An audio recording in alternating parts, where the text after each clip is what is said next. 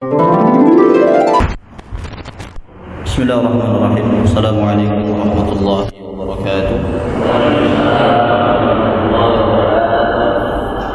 Alhamdulillah alladzi arsala rasulahu bil huda wa dinil haqq liyudhhirahu 'ala ad-dini kullihi wa kafaa billahi shahida. Asyhadu an la ilaha illallah wahdahu la syarika lahu wa asyhadu anna Muhammadan 'abduhu wa rasuluh. Allahumma inna nas'aluka 'ilman nafi'an wa rizqan thayyiban wa 'amalan mutaqabbalan. Rabbana hab lana min azwajina wa dhurriyyatina qurrata a'yun waj'alna lil muttaqina imama. Allahumma taqabbal minna salatana wa siyamana wa ruku'ana wa sujudana wa tadarru'ana wa taqassu'ana wa ta'abbudana min taqsirana ya Allah ya Rabbal Alamin. Amma ba'du. Mohon maaf sebelumnya, kemarin Kiai Dedi me-WA saya untuk menggantikan. Sebenarnya pematerinya siapa? Pembahasannya tentang ekonomi syariat ya. Cuman saya tanya ada nggak buku atau kitabnya, ternyata cuma referensi. Kalau seperti itu saya nggak berani untuk melanjutkan karena tidak ada kitab bakunya. Seandainya ada mungkin saya coba untuk belajar bagaimana isinya, tapi kan referensi jadi saya tidak berani menyampaikan. Akhirnya beliau meminta terserah judulnya apa. Saya milih judul yang sangat familiar sebenarnya, yaitu Tadabbur Surah Al-Fatihah. Kenapa saya milih Al-Fatihah? Karena surat ini salah satu yang tidak pernah dilupakan dan semuanya insya Allah sudah hafal, walaupun jamaah pun hafal, gak harus imam, karena pastilah jamaah juga melafadzkan surah Al-Fatihah. Makanya ini yang saya pilih adalah Tadabbur Surah Al-Fatihah. Kenapa harus tadabbur? Karena Allah mengatakan afala yatadabbaruna al-Qur'ana am 'ala qulubin aqfaluha. Jadi kata tadabbur itu sendiri hanya diberikan oleh Allah kepada orang-orang yang qulubun aqfaluha, hatinya yang hidup. Makanya ada yang namanya ulul albab, ya kan?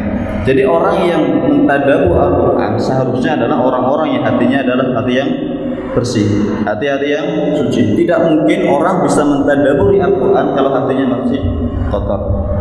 Makanya banyak orang-orang di luar sana, orang-orang ateis, orang-orang yang benci dengan Islam, mereka menghafalkan Al-Quran, mereka hafal 30 juz.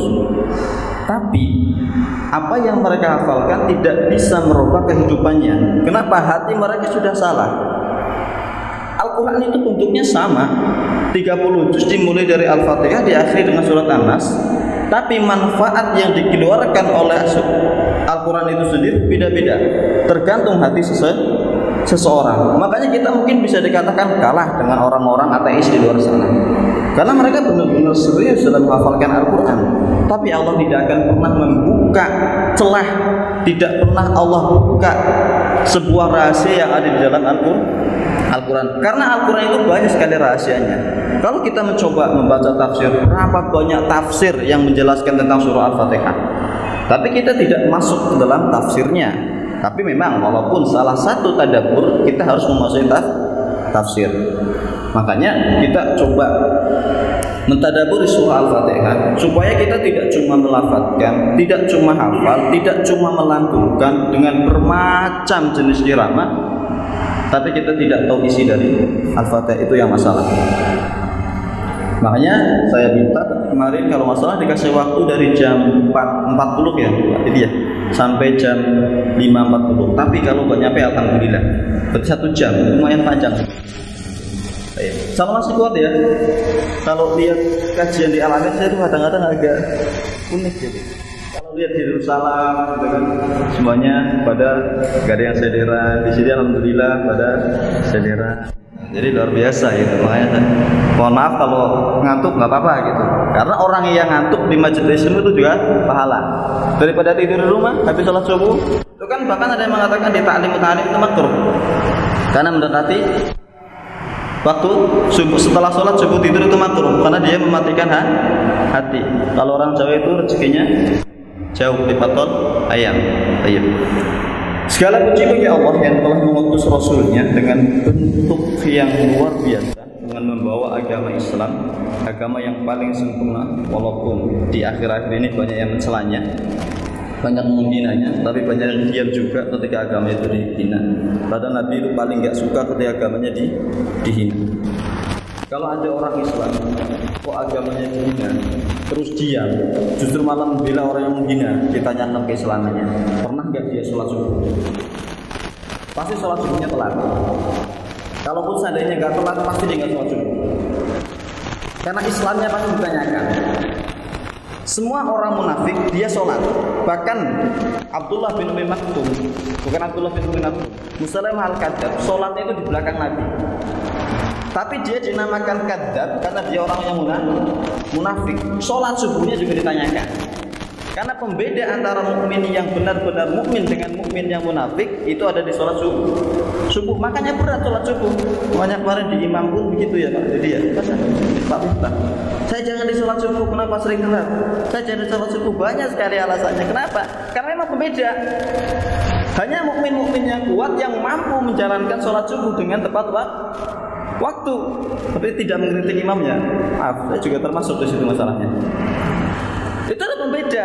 Kita lihat saja orang-orang mungkin sholat Jumat banyak, itu tidak mengherankan. Sholat Jumat banyak itu kita tidak usah bangga, itu biasa. Entah itu di kampung, di kota sama, sholat Jumat pasti banyak. Tapi lihat sholat subuhnya cuma 1, 2, 3 mentok. Alhamdulillah saya lihat alam ini itu luar biasa, jamaahnya banyak. Kalau di desa saya sholat subuh itu paling 1 baris. Padahal jamaahnya itu lebih dari 1000 kakak. Tapi jamaah sholat subuh itu cuma 1 baris. Itu luar biasa. Makanya berat sholat subuh itu. Ngantuk gak apa-apa. Tapi tetap kita harus jalankan.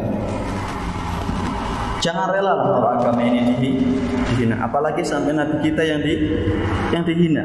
Kok kita diam? Padahal kita dianjurkan untuk bersalawat setiap hari Jumat. Bahkan gak harus hari Jumat. Apalagi sekarang bulan Maulid. Nah kok malah Nabi kita dihina, kita diam? Kita harus tanya, introspeksi diri. Sebatas mana kita cinta kepada Nabi kita? Walaupun kita tidak mempunyai kekuasaan, nggak apa-apa. Tapi kita jangan diam. Karena rusaknya agama itu salah satunya dengan apa? Orang yang tahu tapi dia diam. Itu rusak agama. Setidaknya kita mengutarakan, saya nggak suka dengan penghinaan ini. Kita tunjukkan ketidaksukaan itu. Jangan malah kita menerima saja ketika agama itu dihina, Nabi kita dicaci maki, dianggap manusia yang sama dengan kita. Tapi bukan manusia yang sama dengan kita. Beliau Nabi Bashar. Beliau yang mengaku sendiri bahwa beliau itu Bashar, tapi beliau tidak sama dengan kita. Jadi jangan sampai kita merasa nyaman, merasa tenang ketika Nabi kita dihina. Hari ini kita akan mencoba membahas adab surah Al-Fatihah. Yang Al-Fatihah itu sendiri mempunyai beberapa nama. Tadi tidak cuma Fatihah saja nama dari Al-Fatihah. Bahkan ada 20 lebih namanya. Tapi yang kita coba bahas tidak terlalu banyak. Ada As-Sab'ul Mathani, 7 ayat yang diulang-ulang. Kenapa dinamakan dengan 7 ayat yang diulang-ulang? Karena diulang setiap sholat minimal berapa? 17 kali, makanya 17 Agustus diambil. Sebetulnya filosofi kemerdekaan Indonesia itu luar biasa. 17 berarti menandakan sholat. Jadi luar biasa. Makanya Indonesia itu dulu yang memerdekakan salah satunya para ulama. Karena memang para ulama lah yang mengetahui seluk-beluk sebuah angka. Dalam Islam itu angka tidak sembarangan. Jadi angka itu mempunyai makna. Salah satunya As-Sab'ul Al-Mathani, 7 ayat yang diulang-ulang karena selalu diulang. Makanya ketika kita sholat itu wajib membaca Quran Fatihah. La sholata liman la yaqra'u bi Fatihatil kitab. Ada yang mengatakan la sholata liman lam yaqra'u bi umul kitab dan macam-macam. Hadisnya berbeda-beda. Tapi satu intinya.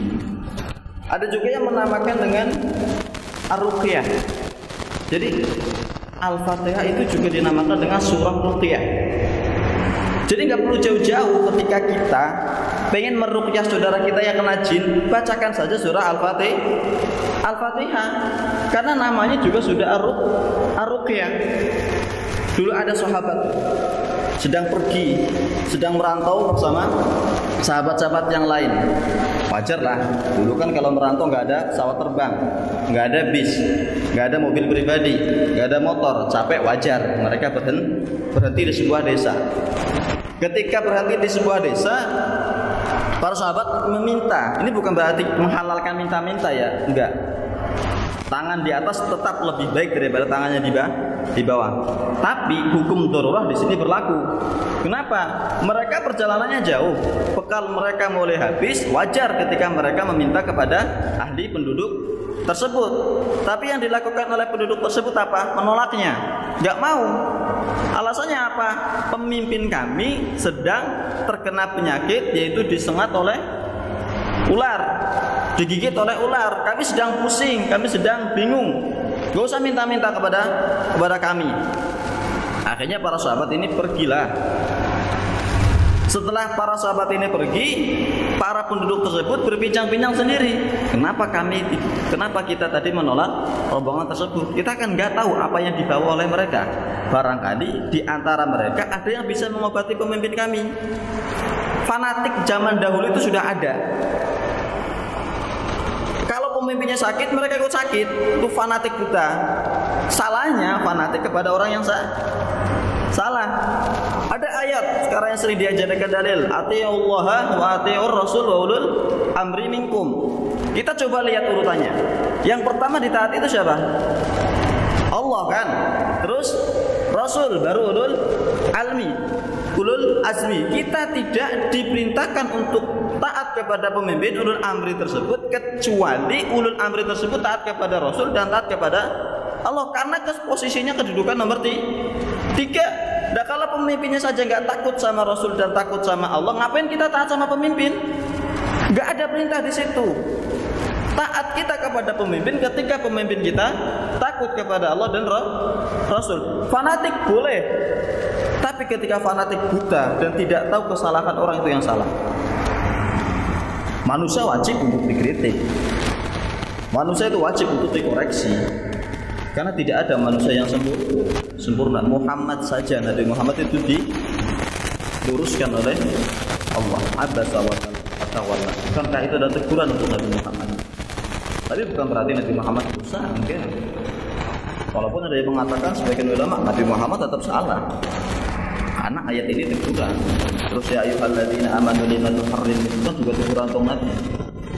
Makanya nggak ada manusia yang sempurna. Tapi kalau ada manusia menganggap dirinya sempurna, ditanyakan. Mungkin dia saudaranya Fir'aun. Karena Fir'aun juga tidak mau ditegur. Ketika para sahabat sudah pergi, penduduk desa tadi berbincang-bincang, kenapa kita tadi nggak menerima orang-orang yang asing tadi? Mungkin ada sebagian dari mereka yang membawa sesuatu. Akhirnya diutuslah seseorang untuk memanggil, hei kalian, jangan dulu pergi. Curhatlah mereka. Pemimpin kami itu kemarin disengat oleh ular atau digigit oleh ular. Kami sedang pusing, kami sedang sedih. Kalian bawa sesuatu enggak? Para sahabat itu enteng aja jawabnya, iya kami membawa sesuatu. Padahal mereka enggak membawa sesuatu. Iya kami membawa sesuatu dan insya Allah bisa menyembuhkan pemimpin. Benar ya? Benar. Akhirnya para sahabat datang dan menemui pemimpinnya. Sama para sahabat, ini sahabat satu yang sama sahabat ini diludahi kakinya. Katanya minta obat, malah diludahi. Tapi ludah tidak sebelang ludah. Sebelumnya membaca surah Al-Fatihah, Alhamdulillahirabbil alamin sampai akhir. Kok malah sembuh? Diludahi malah sembuh, padahal sudah banyak obat, sudah banyak dokter, sudah banyak tabib yang didatangkan, bahkan diberi vaksin pun nggak sembuh-sembuh. Tapi dikasih ludah malah sembuh. Heran para penduduk sini. Para penduduk kampung itu heran, kenapa ludah itu bisa menyembuhkan? Padahal dokter tidak, obat gagal, vaksin tertipu. Lah kok ini bisa menyembuhkan hanya gara-gara ludah? Ditanya, ternyata sebelum meludahi membaca surat Al-Fatihah. Sesuai kesepakatan, ketika pemimpinnya sudah sembuh, dia diberikan jamuan. Diberilah 1 ekor kambing untuk dimasak bersama-sama. Ketika kambing itu sudah matang, sahabat yang satu bilang, ayo dibagi kita makan. Ini hebatnya para sahabat. Jangan dulu sampai kita datang kepada Rasulullah dan menceritakan apa yang terjadi tadi, baru kita sepakati apa yang akan dilakukan oleh Rasulullah dengan kambing ini. Jadi para sahabat tidak rela kalau Rasul lapar dan mereka kenyang. Itu baru para sahabat. Mereka fanatik juga. Tapi apa bedanya fanatik orang kampung tadi dengan para sahabat? Fanatiknya para sahabat itu berdasarkan perintah. Bukankah berdasarkan wahyu? Wa ma yantiqu 'anil hawa. Nabi Muhammad tidak pernah berucap kecuali dia wahyu. Nah, sedangkan para ahli qura, para ahli kampung tadi, orang-orang desa tadi itu tidak berdasarkan wahyu, mereka berdasarkan hawa nafsu. Makanya wala tattabi ahwa. Jangan pernah kalian mengikuti hawa nafsu kalian. Setelah mereka dapat kambingnya, mereka datang kepada Rasul sallallahu alaihi wasallam, "Ya Rasul, kami telah melakukan kada wa kada, tsumma yasilu kada. Kami telah melakukan ini, kemudian kami membacakan surah ini." Rasul itu heran, dari mana kamu tahu bahwasanya itu surat itu ya? Karena memang belum pernah diajarkan. Tapi para sahabat justru malah membacakan Al-Fatihah untuk meruqyah. Nabi belum pernah mengajarkan. Ini hebatnya sahabat lagi.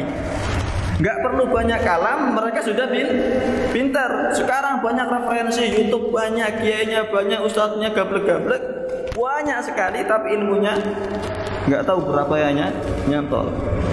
Dan ilmu itu bukan sesuatu yang dihafal. Ilmu bukan sesuatu yang ditulis. Kalau kemarin saya tuh ngaji sama para remaja itu, al-ilmu dalam kitab Ta'limul Alim itu, al-ilmu wa al-amal bih. Ilmu itu adalah sesuatu yang diamalkan dengan ilmu tersebut. Artinya gimana? Apa yang kita tulis, apa yang kita hafal, kita bisa jalankan. Bukankah Allah juga menegur kabura maqtan indallahi an taqulu ma la taf'alun? Dosa besar bagi orang-orang yang mengatakan, bagi orang-orang yang menulis, bagi orang-orang yang menghafalkan, tapi mereka tidak pernah menjalankan satupun dari apa yang mereka ucapkan. Itu kabur maktan, kata Allah. Berat, itu bukan ilmu. Apa yang mereka tulis bukan ilmu. Apa yang mereka hafalkan itu bukan ilmu. Makanya tadi orang-orang ateis menghafalkan 30 juz, mereka tidak hafal Al-Quran. Allah tidak pernah mengatakan orang yang hafidul Quran itu ahli ilmu, enggak. Allah tidak pernah mengatakan orang yang hafal Al-Quran itu adalah orang yang ahli ilmu, enggak. Man ahli ilmu? Siapa orang yang ahli ilmu? Orang-orang yang bisa menjalankan apa yang mereka hafalkan. Makanya Nabi Muhammad itu disebut apa? Akhlaknya adalah Al-Quran. Perbuatannya Nabi itu Al-Quran. Itu baru ilmu. Makanya nggak perlu banyak-banyak apa yang kita hafalkan dalam. Bukan berarti di sini menjadi dalil lah. Usah hafalkan Al-Quran banyak-banyak lah. Orang saya juga nggak bisa menjalankan, salah juga. Bukan itu maksudnya. Maksudnya apa? Ayo kita maksimalkan kemampuan kita untuk menjalankan apa yang kita ketahui. Bukan berarti kita dilarang untuk menghafalkan Al-Quran, enggak. Sama sekali enggak.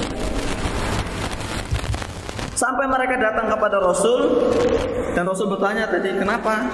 Dari mana? Siapa yang memberitahu bahwasanya Al-Fatihah adalah surat ruqyah? Para sahabat bingung, diam mereka. Dan memang Rasul tidak pernah mengajarkan.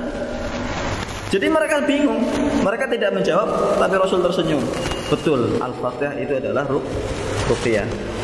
Silahkan makan dan saya dapat jatahnya. Jadi Rasul juga lapar masalahnya. Makanya dinamakan dengan ar-ruqyah. Ada juga umul Quran atau umul kitab. Ini beda, umul Quran itu beda, umul kitab itu beda.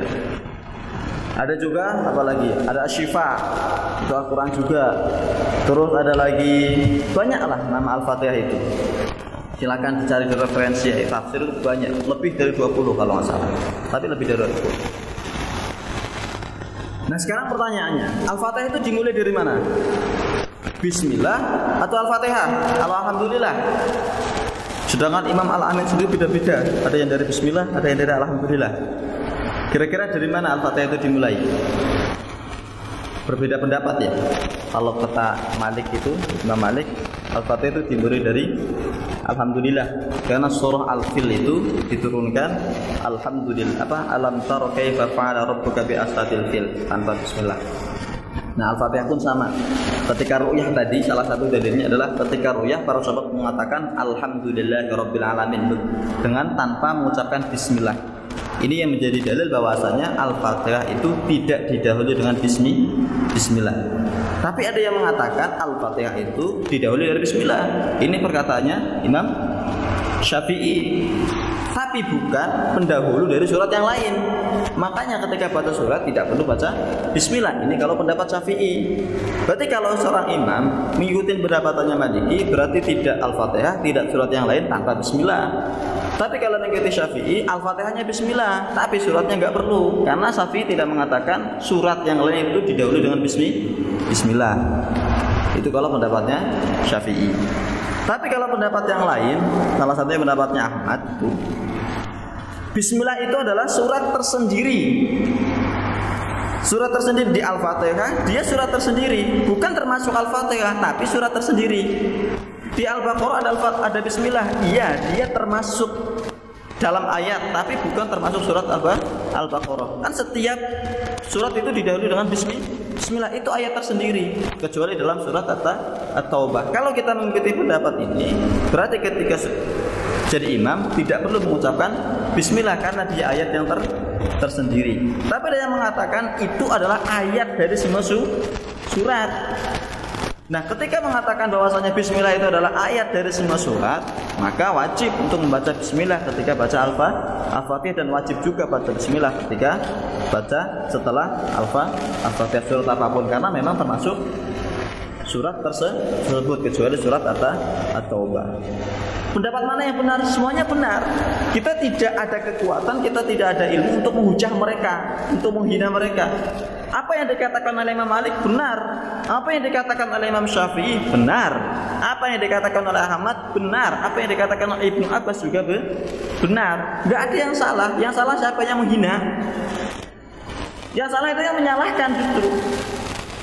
Karena Nabi juga pernah sholat tanpa bismillah, Nabi juga pernah sholat dengan bismillah, Nabi juga pernah sholat bismillahnya sir.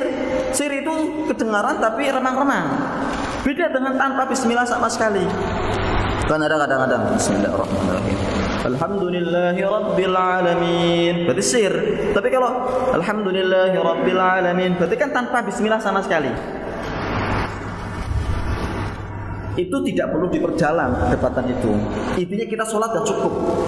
Gak perlu memikirkan karena itu sudah dibahas oleh para ulama. Apakah kita lebih hebat daripada Syafi'i sehingga kita menyalahkan orang yang membaca bismillah? Apakah kita lebih hebat daripada Malik sehingga kita menyalahkan orang yang tidak mengucapkan bismillah ketika baca Al-Fatihah? Kan gak ada. Kalau ada mengatakan saya lebih hebat dari Malik, saya lebih hebat dari Syafi'i, saya lebih hebat dari Ahmad, hebat. Berarti dia pengarang hadis juga tuh, pengarang kitab.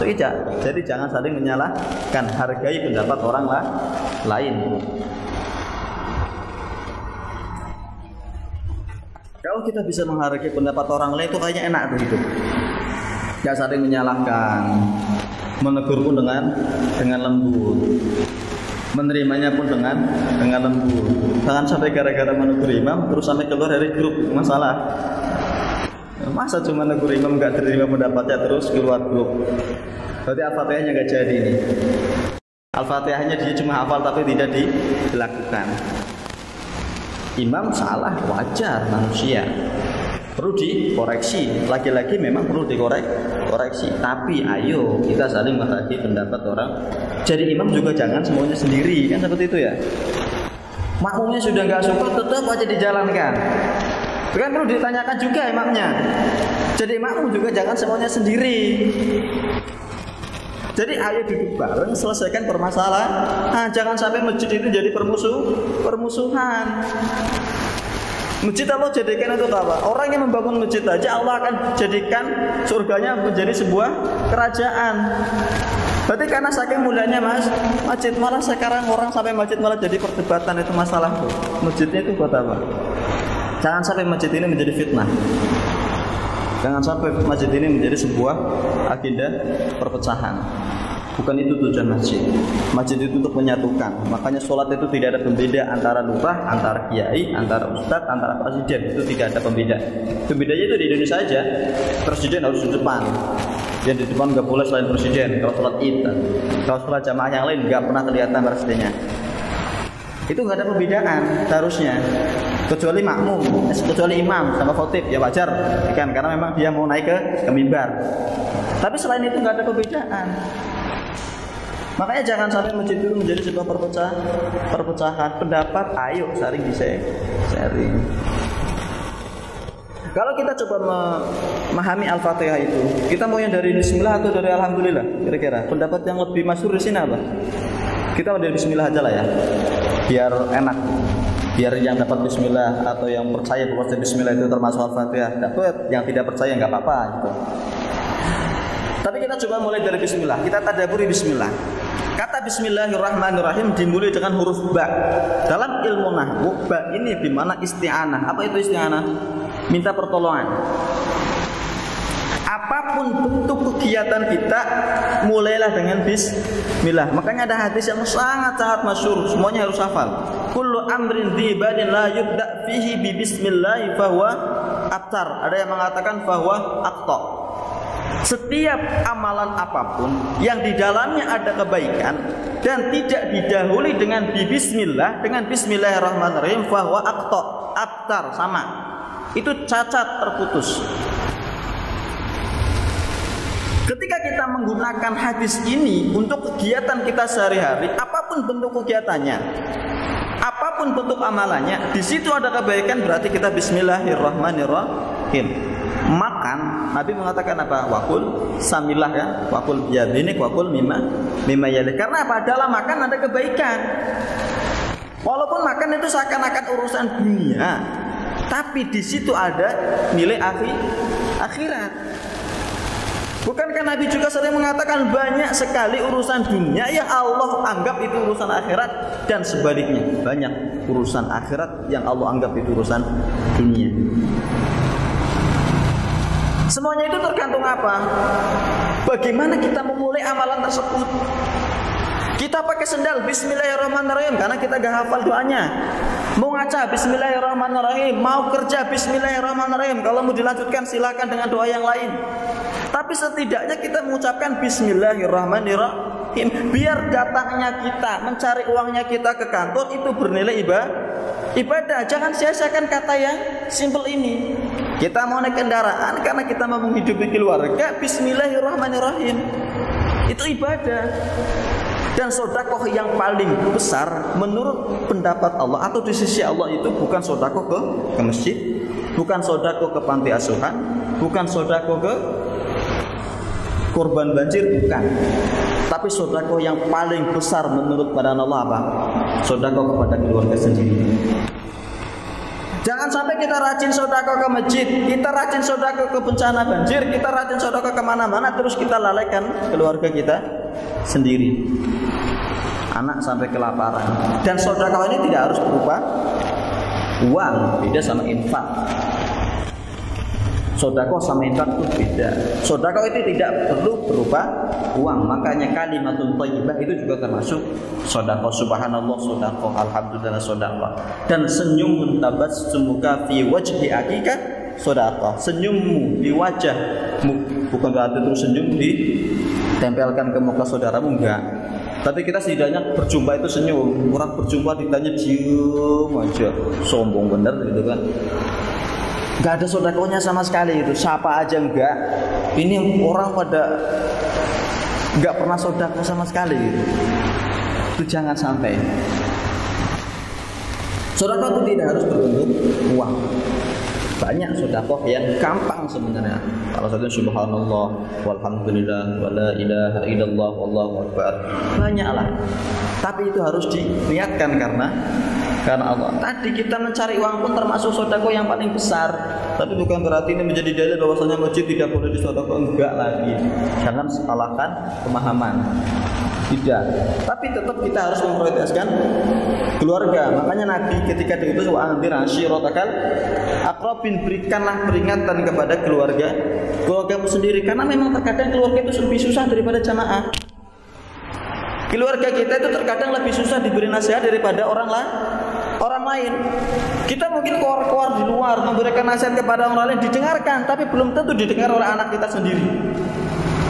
Belum tentu kita didengar oleh istri kita sendiri. Karena istri kita terkadang lebih percaya kepada orang lain daripada kepada kita. Makanya kita terkadang minta tolong kepada Ustadz Fulan, Ustadzah Fulan untuk menasihati istri kita. Kenapa? Kita dianggap tidak ada manfaatnya dalam sebuah nasihat. Kita dianggap, wah, kita kan sama-sama dari sekolah umum, ngapain kamu memberikan nasihat kepada saya? Banyak ustadz-ustadz di luar sana yang memberikan nasihat. Itu kadang seperti itu. Padahal kita di luar itu dianggap seorang ya hebat, tapi di rumah kadang kita dianggap orang yang tidak punya apa. Makanya berat. Makanya Nabi bilang wa anzir asyiratakal aqrabin, karena memang berat keluarga itu. Makanya berapa banyak ayat yang membicarakan tentang keluarga. Bahkan Nabi Nuh pun gagal mendidik anaknya. Nabi loh. Seorang nabi gagal mendidik anaknya. Bukankah ketika banjir menghantam perkampungan Nuh, anaknya itu tidak termasuk orang-orang yang selamat? Sampai Allah itu langsungnya menegur Nuh, anakmu itu bukan termasuk anakmu katanya. Padahal itu Nabi Nuh yang merawat, istrinya Nabi Nuh yang melahirkan, tapi sama Allah dikatakan apa? Itu bukan anakmu ya Nuh. Bukan termasuk min ahlik, bukan termasuk dari keluarga. Itu Nabi, tapi gagal dalam mendidik anak. Lut gagal mendidik istrinya. Jadi memang keluarga itu berat. Bahkan Nabi Muhammad pernah istrinya itu saling berantem kan, gara-gara masalah madu. Makanya ada surat At-Tahrim. Makanya ayo kita jaga keluarga kita, ayo kita jaga anak-anak kita. Kalau kita tidak mau minta tolong sama orang lain, karena memang kita dianggap lemah di mata mereka. Bismillahirrahmanirrahim. Baknya isti'anah. Seandainya kita mengamalkan ini, semuanya akan menjadi ibadah. Ibadah itu tidak cuma sholat kok. Ibadah itu tidak cuma puasa kok. Ibadah itu tidak cuma haji kok. Apapun bentuk kegiatan kita itu ibadah. Tapi ketika kita memulainya dengan Bismillahirrahmanirrahim, bahkan sampai tidurnya kita pun termasuk ibadah. Tidur kita loh ibadah. Makanya jangan sampai waktu yang panjang itu untuk tidur dari jam 9 sampai jam 4. Kalau nggak telat sholat subuh sampai jam 4. Tapi kalau telat ya sampai setengah 5 atau sampai jam 5. Itu kita mulai dengan Bismillah, tidurnya kita itu dihitung ibadah. Padahal cuma tidur. Karena apa? Yang keluar terakhir dari lisan kita adalah sebuah kalimat yang baik. Tapi mau tidur aja masih mencaci maki orang lain, gara-gara si fulan, gara-gara dia, gara-gara ini, saya jadi nggak dapat rezeki yang banyak. Gara-gara fulan saya dicaci maki oleh teman saya, gara-gara fulan saya jadi jatuh, gara-gara fulan. Sampai kapan juga si fulan tidurnya dihitung ibadah tuh bukan? Bukan. Tidurnya malah justru dihitung berdosa, melakukan kemaksiatan. Jangan sia-siakan kalimat yang terakhir sebelum kita memejamkan mata, itu harus kalimat-kalimat yang baik. La ilaha illallah, la ilaha illallah. Bukankah banyak orang di luar sana tidur gak bisa bangun lagi? Makanya doa setelah tidur apa? Alhamdulillahilladzi ahyana ba'dama amatana wa ilaihi nusyur. Karena banyak orang-orang tidur kok gak bisa buka mata lagi. Janganlah sia-siakan waktu istirahat kita dihitung caci makian. Janganlah kita sia-siakan waktu istirahat kita. Setelah kita capek sepanjang siang, kita mencari nafkah untuk keluarga, kita mencari uang untuk keluarga, mencari makanan untuk keluarga. Kok di ujung akhir kita mendapatkan dosa gara-gara kita menghibah orang lain? Apakah kalian rela memakan tangkai saudara kalian? Allah menyebutkan seperti itu. Yang sudah hidup berarti suka makan bangkai. Hati-hati. Bangkai itu berat, gampang diucapkan oleh lisan karena memang lidah itu tidak bertulang. Hati-hati kita. Dosanya itu sangat berat. Ayo kita amalkan semua ibadah kita didahului dengan Bismillahirrahmanirrahim. Kita masuk ayat yang pertama. Ayat yang kedua dan ayat pertama. Kalau saya biasanya menggunakan alhamdulillah ayat pertama. Tapi kita pakai yang ayat kedua. Alhamdulillahirabbil alamin. Kalau kita perhatikan alhamdulillah, kenapa tidak hamidullah? Di sini banyak, saya yakin di sini banyak orang-orang yang pernah nyantri. Ketika kita belajar ada ilmu balaghah, ada ilmu nahwu, itu beda. Ilmu nahwu itu dasarnya, balaghah itu ujungnya. Ada ilmu mantek juga enggak. Tapi ketika kita satukan ilmu ini, dua ilmu nahwu dan ilmu balaghah ini akan menemukan sebuah perkataan yang tidak biasa dan mungkin tidak mudah dipahami. Makanya ilmu balaghah itu kadang paling dibenci oleh para santri. Kenapa? Membingungkan. Dia tidak punya wazan, dia tidak punya patokan seakan-akan. Dia harus berkreasi. Itu ilmu balaghah. Kita harus memahami sebuah kalimat. Kalau kita melihat alhamdulillah, di situ diartikan segala puji. Dari mana kata segala? Itu enggak ada. Di situ cuma alhamdulillah, puji-lillah bagi Allah. Tidak ada kata segala. Tapi kita artikan segala. Kenapa? Nah itu balaghah. Karena jumlahnya jumlah ismiyah yang artinya itu istimrar, berkelanjutan. Dari zaman jahiliyah, maksud dari zaman jahiliyah, dari Nabi Adam sampai hari kiamat, alhamdulillah pujian itu tetap milik Allah. Tidak ada yang berhak untuk memiliki pujian ini kecuali Allah. Beda dengan hamidullah, saya memuji Allah. Saya yang memuji Allah, sehingga Allah menjadi mulia. Beda dengan Allah itu maha mulia, beda jauh kan? Kalau kata hamidullah, saya memuji Allah, berarti orang lain belum tentu memuji Allah, dan Allah belum tentu mulia kalau saya tidak memuji Allah. Tapi kalau alhamdulillah, berarti enggak perlu kita puji, Allah itu sudah mulia. Itu hebatnya Al-Fatihah. Dan kata-kata itu sepanjang Al-Fatihah itu digunakan. Alhamdulillah, Ar-Rahman, Malik Yaumiddin, itu kata-kata yang bagus semuanya. Yang tidak perlu diakui oleh kita pun Allah tetap seperti itu. Itu alhamdulillah. Makanya kalau ada orang melakukan sesuatu kok pengen dipuji orang lain, kok pengen dihargai orang lain, kok pengen dilihat oleh orang lain, kok pengen mendapatkan sanjungan oleh orang lain, berarti dia telah merampas haknya Allah. Karena pujian khusus untuk Allah. Kita tidak boleh minta sama sekali. Jangan pernah kita merampas haknya Allah. Apapun yang kita lakukan, biarkan itu lillah. Jangan karena di fulan, di siapa. Jangan.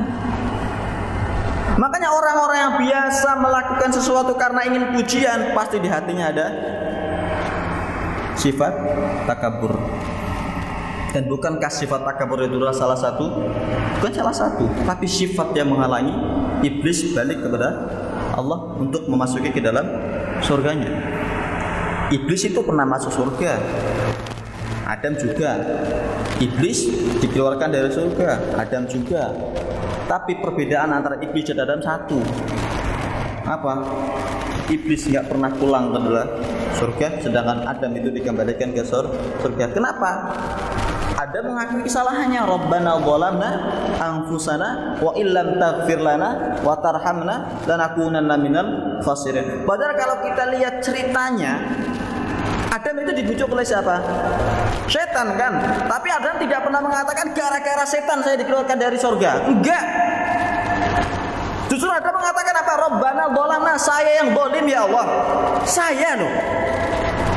Jadi tidak pernah menyalahkan orang lain. Ya Allah gara-gara si fulan saya jadi ini. Ya Allah gara-gara si fulan. Mau doa masih menyalahkan orang lain gitu. Ketika dalam doa kita masih menyalahkan orang lain, bagaimana dalam diamnya kita? Adam seharusnya iblis yang bersalah, setan yang salah, orang yang menggoda itu iblis kok. Tapi Adam tidak pernah menyalahkan iblis. Hebatnya Adam, padahal dikeluarkan dari kenikmatan yang abadi. Ya Allah, seandainya kamu tidak memaafkan kesalahan saya, pastilah saya termasuk orang-orang yang zalim. Seharusnya kalau kita posisinya sebagai Adam, ya Allah gara-gara si fulan saya dikeluarkan dari surga. Seandainya kau tidak mematikan si fulan ya Allah, pastikan doanya seperti itu. Hancurkan si fulan ya Allah. Hancurkan karakternya si fulan ya Allah. Hancurkan kedudukannya si fulan ya Allah. Doa kau minta kehancuran orang lain. Dan terus itu para khotib meminta doa untuk dihancurkan para orang-orang Israel, itu gimana hukumnya? Allah mahlik ya kan. hancurkanlah orang-orang Nasoro, hancurkanlah orang-orang Yahudi, dan tolonglah orang-orang, itu boleh karena memang dia sudah menghina agama. Kan Nabi rela ketika dirinya dihina, tapi tidak rela ketika agamanya dicaci maki. Ayo kita coba pahami, alhamdulillah. Pasti kita tidak pernah meminta pujian, karena memang pujian itu milik Allah. Janganlah kita sia-siakan sholat kita, janganlah kita sia-siakan sedekah kita, janganlah kita sia-siakan haji kita hanya karena semata pengen pujian. Pengen dikatakan oleh orang, si Pak Haji, si Pak Fulan, si Pak yang mempunyai gelar apa, itu loh orang yang ahli sedekah. Makanya orang yang pertama masuk neraka itu siapa? Bukan orang-orang yang jahil. Orang yang pertama masuk neraka itu siapa? Bukan orang-orang yang bodoh, bukan orang yang tidak tahu sama sekali, bukan. Orang yang pertama masuk neraka itu siapa? Orang-orang yang alim, orang-orang yang pintar. Tapi kepintarannya itu hanya ingin dianggap bahwasanya dia orang yang ahli ilmu. Orang yang pertama masuk neraka itu siapa? Orang-orang yang ahli sedekah. Tapi sedekahnya itu hanya karena pengen dipuji oleh orang bahwasanya dialah orang-orang yang ahli sedekah. Orang yang pertama masuk neraka itu siapa? Orang-orang yang jihad. Dia perang jihad, tapi tujuannya pengen dipanggil oleh atau sebagai gelar asyahid. Bukan orang-orang yang jahil, bukan orang yang bodoh, orang yang pertama masuk neraka. Makanya hati-hati, makanya jangan sia-siakan sholat kita, jangan sia-siakan ibadah kita hanya karena pengen pujian. Kalau seandainya kita sudah bisa menghilangkan semua itu, pujian, sanjungan, pasti kita akan menjadi orang-orang yang ikhlas. Apapun yang kita lakukan, apapun kritikan orang lain, ketika kita ikhlas itu tidak peduli. Tapi bukan berarti kita tidak perlu mengintrospeksi diri, enggak. Tapi setidaknya kita akan saling menghargai. Itu alhamdulillah. Kalau kita pahami alhamdulillahirabbil alamin dengan benar-benar, itu akan menemukan dalam kehidupan kita semuanya. Kemudian sifatnya Allah Ar-Rahman Ar-Rahim. Allah punya sifat Ar-Rahman dan Ar-Rahim. Itu kan beda. Walaupun dalam terjemah bahasa Indonesia apa artinya? Yang Maha Pengasih lagi Maha Penyayang. Pengasih itu belum tentu sayang. Sayang itu pasti kasih. Orang memberikan uang kepada peminta yang ada di perempatan jalan di lampu merah, itu pasti sayang enggak? Belum tentu. Orang memberikan uang kepada si tukang parkir, dia pasti sayang enggak? Belum tentu. Tapi orang yang sayang pasti akan merelakan apa yang dimilikinya. Dan rahmanya Allah sama rahimnya Allah itu sangat-sangat berbeda.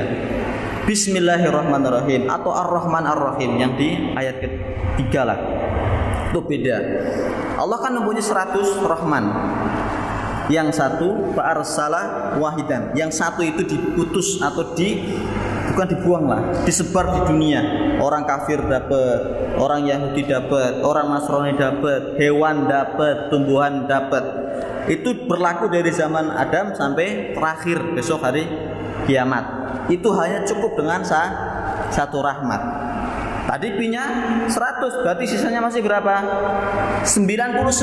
Itu hanya Allah berikan kepada orang-orang yang masuk ke dalam surga. Siapa? Orang-orang yang beriman. Makanya iman termasuk rahmat, iman itu termasuk nikmat. Makanya jangan sia-siakan iman kita. Kita harus senantiasa meminta petunjuk. Kalau kita sudah mempunyai rahmat, kita sudah mempunyai rahim, atau kita sudah mempunyai itu semuanya, kasih sayang, pastilah tidak akan ada perpecahan. Tidak akan ada perpecahan. Semuanya saling guyub rukun. Alhamdulillahirabbil alamin arrahmanir rahim maliki yaumiddin, semuanya itu sifat. Dalam Al-Fatihah ada Rabb, ada Ar-Rahman, ada Rahim, ada Malik. Itu semuanya sifat, 4 sifat dari kata Allah. Nah, kita masuk nih 3 ayat ini mensifati Allah. Nah, pemisah dari ayat surat Al-Fatihah itu adalah iyyaka na'budu wa iyyaka nasta'in. Makanya dalam hadis qudsi itu kan qasamtu as-shalah baini wa baina abdi nisfain, gitu kan? Atau ada redaksi yang lain.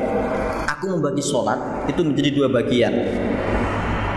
Alhamdulillah Allah menjawab apa? Hamadani abdi. Ar-Rahman Rahim asna alayya abdi.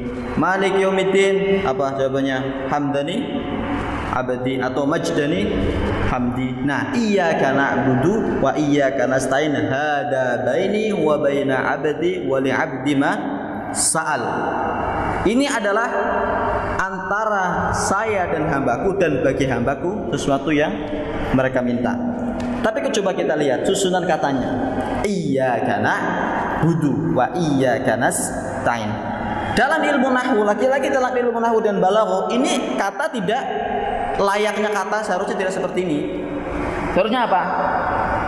A'budu iyyaka wa nasta'inu iyyaka. Saya memukul Ahmad. Itu kalau kosakata yang benar seharusnya. Karena korban ditaruh di belakang.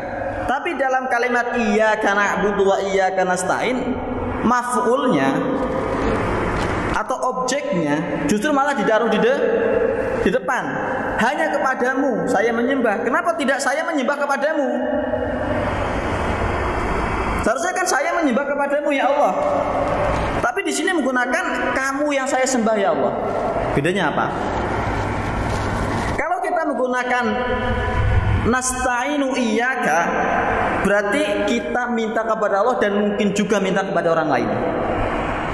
Tapi kalau aku hanya menyembahmu atau kamu yang aku sembah, kita tidak menyembah kepada yang lain. Itu bedanya. Hanya beda susunan kata tapi maknanya jauh. Itu hebatnya bahasa Arab. Makanya bahasa yang paling sempurna. Tapi terlepas dari ilmu nahwu dan balaghah tadi, kita coba lihat susunannya. Iyyaka na'budu, yang diutamakan dalam ayat ini apa? Na'bud. Apa itu? Ibadah.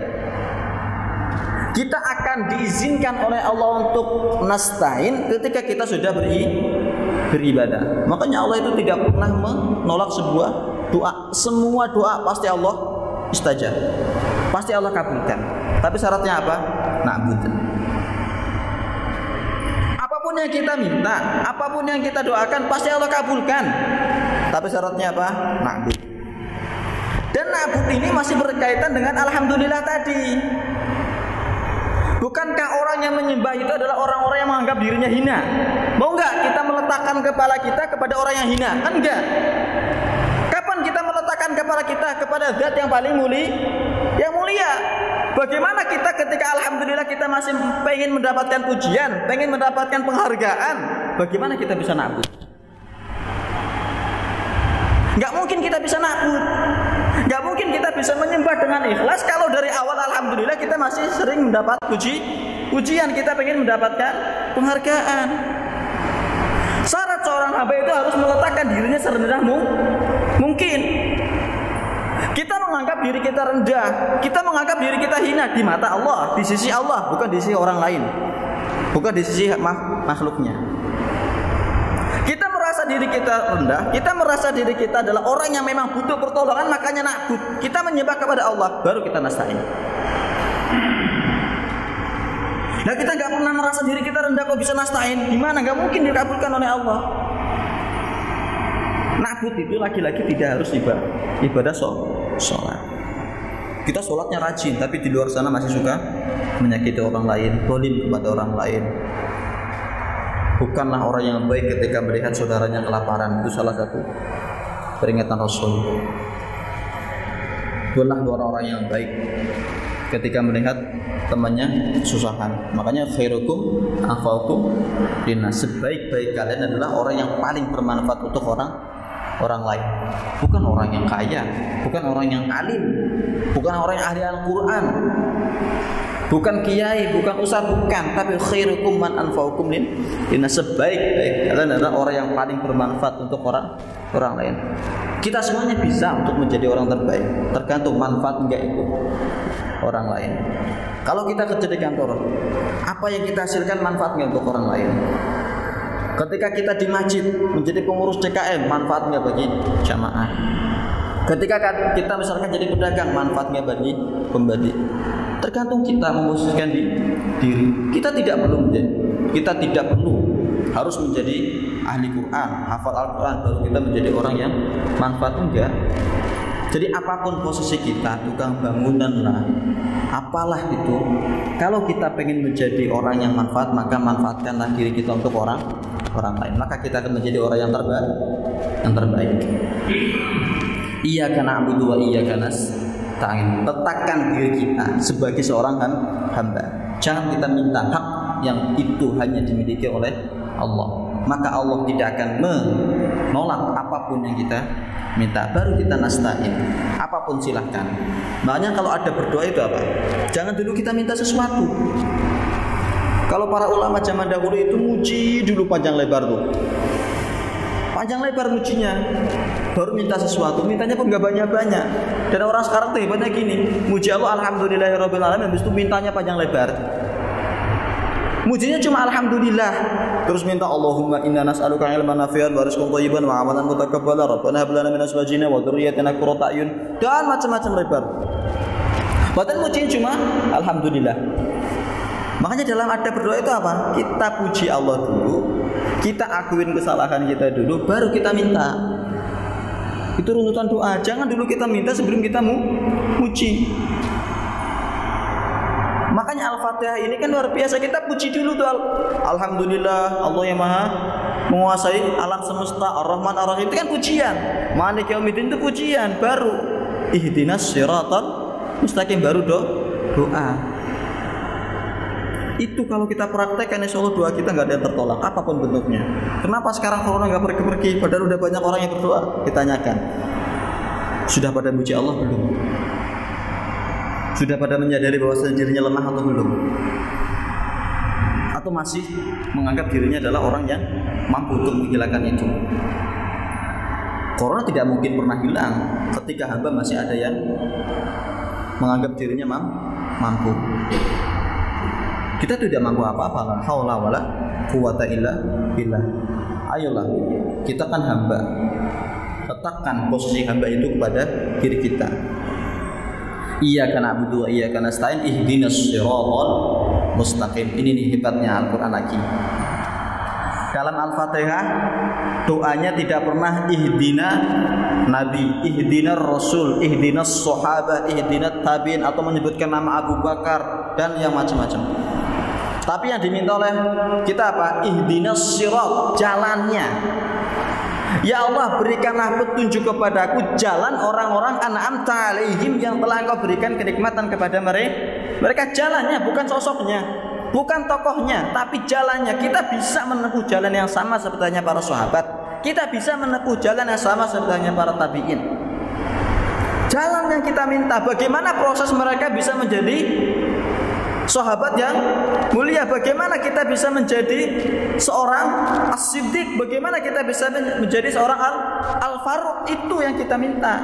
Jalan bagaimana kita bisa menjadi Abu Bakar, bukan menjadi Abu Bakarnya. Gak mungkin kita bisa menjadi Abu Bakar, tidak mungkin kita bisa menjadi para nabi. Tapi jalan untuk menjadi para nabi itu kita bisa, walaupun kita tidak bisa mungkin mencapai derajat para nabi, tapi jalannya itu bisa. Jalannya itu sama. Ihdinas siratal mustaqim itu sama. Apa? Hidayah. Itu Al-Qur'an. Dan sekarang kita jauh dari Al-Qur'an, bagaimana kita bisa mendapatkan jalan? Jadi yang kita minta itu umum, jalan, bukan seseorang. Karena terkadang apa yang kita lihat itu tidak tentu baik menurut Allah. Begitu juga ihdinas siratal mustaqim, siratal ladzina an'amta 'alaihim ghairil maghdubi 'alaihim walad. Bukan orang-orang, bukan jalan, laki-laki bukan jalan. Walaupun para ulama mengatakan ghairil maghdubi di sini siapa? Orang-orang Yahudi. Tapi arti dari ayat ini apa? Orang-orang yang tahu tapi tidak pernah mau menjalankan apa yang mereka ketahui. Bukankah orang yang pertama tahu bahwasanya Muhammad itu nabi itu siapa? Bukan Abu Bakar kan? Bukan Khadijah kan? Bukan Ali kan? Bukan Umar juga. Siapa yang pertama mengetahui bahwasanya Muhammad itu nabi? Yahudi. Rahib, pemimpin orang-orang Nasrani. Dia yang pertama tahu bahwasanya Muhammad itu adalah nabi. Mereka tahu bahwasanya bahwasanya Muhammad itu adalah nabi, tapi mereka tidak mau beriman kepada Nabi Muhammad. Kenapa? Gara-gara satu, bukan dari kalangan mereka. Gara-gara Muhammad itu tidak dari Bani Israel, makanya mereka tidak mau beriman kepada Rasulullah SAW. Karena dari Hashim, Bani Hashim, Bani Quraisy yang dikenal dengan orang-orang Badui, orang-orang tidak pernah mandi, jorok, kata mereka. Makanya mereka tidak mau beriman kepada Nabi Muhammad. Bukankah orang-orang Quraisy itu adalah orang-orang padang pasir yang jarang ada air? Coba seandainya Muhammad itu keturunan Israel, pastilah orang-orang Yahudi dan Nasrani itu akan beriman kepada Nabi Muhammad. Gara-gara hanya karena keturunan, mereka tidak mau beriman. Ini pelajaran penting bagi kita. Jangan sampai gara-gara beda golongan terus kita mudah menyalahkan. Jangan sampai hanya karena beda partai terus kita saling musuhan. Jangan sampai gara-gara beda pilihan lurah terus kita jadi tidak pernah saling sapa. Nah, kalau kita seperti itu berarti kita termasuk maghdub alaihim. Kita termasuk orang-orang yang Allah benci. Kita tahu persaudaraan itu adalah segalanya. Kita tahu ukhuwah itu sangat penting, tapi kita bisa terpecah gara-gara satu calon. Nah, itu berarti maghdub. Bukan juga walad dhalin, bukan juga termasuk orang-orang yang dhalin, yaitu orang-orang Nasrani yang dalam tafsir lagi. Tapi ini bukan orang Nasrani, umumnya adalah orang-orang yang menjalankan sesuatu tapi dia tidak punya ilmu. Sholat tanpa ilmu, puasa tanpa ilmu. Bukankah semua ibadah itu hukumnya haram? Dalam usul fikih itu ada sebuah kata atau ada sebuah istilah, setiap ibadah itu hukumnya haram illa madalla alaihi dalil, kecuali ada dalil yang menunjukkan ibadah itu boleh. Sholat itu haram, puasa itu haram, haji itu haram, sedekah itu haram, kecuali ada dalil yang mengatakan bahwasanya itu boleh. Sholat duhur ada dalilnya enggak? Ada. Subuh duhur itu semuanya ada dalilnya. Sholat qabliyah subuh ada dalilnya enggak? Ada. Tapi sholat ba'diyah subuh ada dalilnya enggak? Enggak ada kan? Makanya enggak boleh sholat setelah ba'diyah subuh. Kenapa? Tidak ada. Padahal kegiatannya sama, sholat. Tapi kita tidak boleh sholat setelah subuh. Kegiatannya kan sama, takbir, baca Al-Fatihah, surat, dan diakhiri dengan salam. Kegiatannya sama, tapi karena tidak ada dalil yang membolehkan itu, makanya hukum sholat itu haram setelah sholat subuh. Jangan sampai salah paham lagi, mengatakan sholat haram, puasa haram, terus semuanya nggak mau sholat, nggak mau puasa. Enggak. Kita boleh puasa enggak? Boleh kalau ada dalil. Tapi kita diharamkan puasa ketika hari tasyrik. Kegiatannya sama, enggak makan. Kegiatannya sama, tapi haram gara-gara tidak ada dalil yang mengatakan itu boleh. Haji pun sama, haram hukumnya. Kita tiba-tiba haji di bulan Rabiul Awal, sekarang kita tiba-tiba datang ke Mekah haji niatnya, salah, haram. Karena tidak ada dalil yang mengatakan bahwasanya boleh haji selain bulan Dzulhijjah. Tiba-tiba kita datang ke Mekah pengen haji, haram. Makanya orang Nasrani itu dikatakan orang-orang yang dhalin, orang-orang yang tersesat. Kenapa? Mereka menjalankan sesuatu gara-gara mereka tidak tanpa dalil. Mereka mengakui bahwasanya mohon maaf Yesus itu adalah Tuhan. Kenapa? Mereka enggak tahu. Makanya kalau dalam sebuah kitab mengatakan semenjak kapan mereka mengakui bahwasanya Yesus Tuhan? Semenjak ketika Nabi Isa itu lahir, kan dituduh bahwasanya Nabi Isa adalah hasil perzinahan kan? Makanya salah satu anak kecil yang bisa berbicara adalah Nabi Isa. Kemudian sama orang-orang Nasrani, orang-orang Yahudi ditanya, "Man ant? Siapa kamu?" Anak kecil ditanya, sebenarnya enggak punya akal juga gitu. Dalam arti dipertanyakan juga kesehatan mereka. Udah anak kecil kok ditanya. Tapi hebatnya Allah apa? Memberikan kekuatan kepada Nabi Isa untuk menjawab pertanyaan dari orang-orang Yahudi. Ana abdullah. Saya itu hamba Allah. Tapi mereka dengarnya apa? Ana ibnullah. Saya anak Allah. Hampir mirip Abdullah sama Ibnullah, tapi artinya beda. Nabi Isa mengatakan anak Abdullah, sedangkan mereka mendengarkan anak Ibnullah. Saya itu hamba Allah. Loh, malah mereka dengarnya anak Ibnullah, saya itu anak Allah. Makanya mereka menganggap Nabi Isa itu adalah anak Tuhan. Sudah jam 5.40 pas berarti ya. Ya, kalau kita pelajari lagi Al-Fatihah itu masih panjang. Nah, tapi kita coba karena waktu itu yang diberikan oleh kiai kita. Jadi mohon maaf kalau ada yang salah. Kalau ada kata-kata yang tadi menyinggung para bapak, para saudara, mohon maaf saya.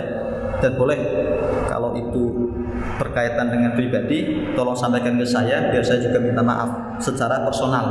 Tapi ini saya tidak ingin menyinggung siapapun, saya tidak ingin menyinggung personal siapapun. Yang ingin saya sampaikan adalah sebuah tadabbur dari surah Al-Fatihah. Intinya kalau ada yang merasa tersinggung dari ucapan saya, mohon sampaikan ke saya biar saya minta maaf secara langsung. Akhirul qouli hadza astaghfirullah li wa lakum. Kita tutup dengan doa kafaratul majlis. Subhanakallahumma bihamdika asyhadu an la ilaha illa anta astaghfiruka wa atubu ilaik.